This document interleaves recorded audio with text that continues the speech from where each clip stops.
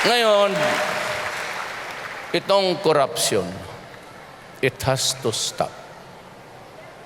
Huwag nila akong lukuhin kasi laking politika ako. Lumaki ako, ang tatay ko naging gobernador. Isa pa doon yan, Region 11, malaki yan. Davao del Norte, del Sur, Oriental, Occidental, Davao City, Kumbalbalik. Noong panahon ng tatay ko, iisa lang yan. Laking politika ako, lahat alam ko in and out. Ngayon, nung namatay ang tatay ko, pinaghati-hati nila yan. Yung Davao del Norte binigay sa mga banana kila Florendo. Yung Davao Oriental binigay kay Rabat. Yung basketball player, sawa si Edith Nakpil. Yung del Sur kila Danding, pati mga Almendras. Ang Davao City binigay ni Marcos kay Mayor Lopez kasi brad niya sa Sigmaro, sa UP. Yan ang distribution ng Davao ngayon. Nung naging abogado ako, naging fiscal ako, I was one of the two tanod bayan prosecutor. Wala pa si Core. Kay Marcos noon, there was an office of the tanod bayan, si Raul Gonzales. Dalawa lang kami sa Mindanao ang nagpo-prosecute na parang ombudsman. Kaya alam ko yung nag-ebidensya na alam ko lahat yan. Yun ang trabaho ko. Nag-iikot ako ng mga malversation. Kaya alam ko by heart yan. Noong na-mayor ako, in 1988 naging mayor ako, 2016 na ngayon, mayor pa rin ako ng Davao. Kaya yan ang history ko.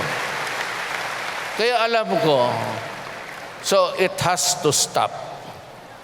Sino yung taga-LTO dito? Kasi gusto kong purihin. Walang taga-LTO dito? Kasi pagkatapos ko ng puri sa'yo, suntukin kita. Alam mo bakit? Ako nagbayad para sa lisensya ko na plastic 1 year ago, pati yung plate number ko.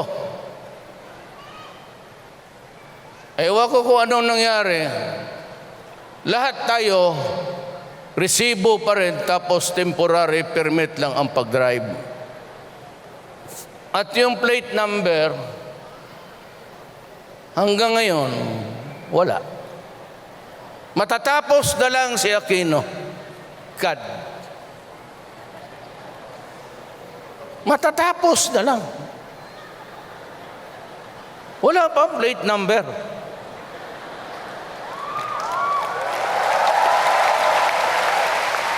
Magpunta ka doon magkuha ka ng birth certificate mo, anak mo mag-graduate, papasok sa college, mag-abroad, pera-pera yan.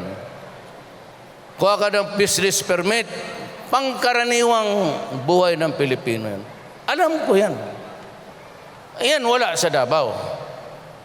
Papatayin talaga. Wala sa Davao yan. Sa Davao, permit, business, electrical, permit, 3 days. After 3 days, hindi mo na ma-release yan.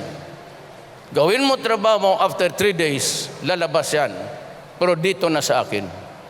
Pag lumampas ka ng 3 days, kasi makikita ako may journal kailan pumasok eh. Pag sumobra ng 3 days, dito may bigay sa akin. Tatanungin kita, kasari mura yan.